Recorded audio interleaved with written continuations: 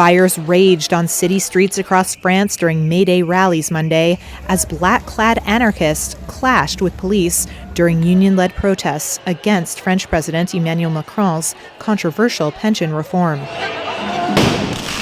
In some areas, demonstrators pelted French police with Molotov cocktails and fireworks. Then, police were booed as they responded with tear gas.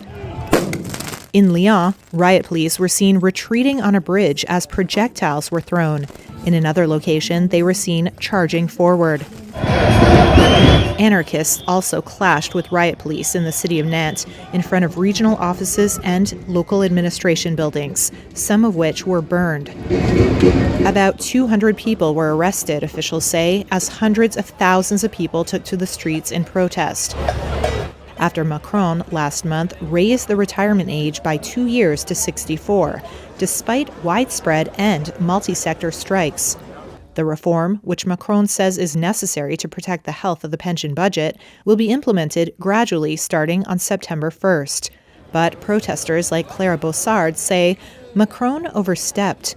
I think that democratically, these pension reforms don't represent us.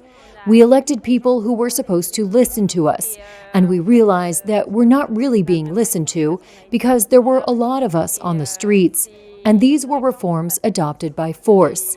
And I think this is unjust. Trade unions had called for a big May Day turnout as they attempt to force a U-turn by Macron's government, which forced its pension law through without a final vote in the National Assembly. Opinion polls show a substantial majority of French people oppose the higher retirement age. And many workers say an out-of-touch Macron is indifferent to their daily hardships.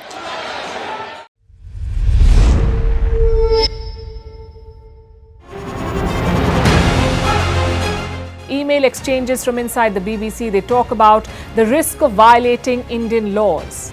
It's easier to rake up the freedom of speech debate, but does it give anyone a free pass to knowingly violate the law?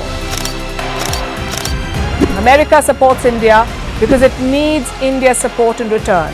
And India is working with the US because it suits India's interests. This is how geopolitics works.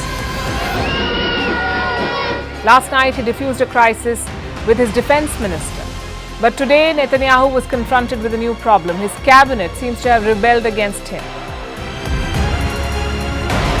The UK is looking at the Indian subcontinent to fill its coffers. That India seems to be negotiating from a position of power, like a partner and not a former colony.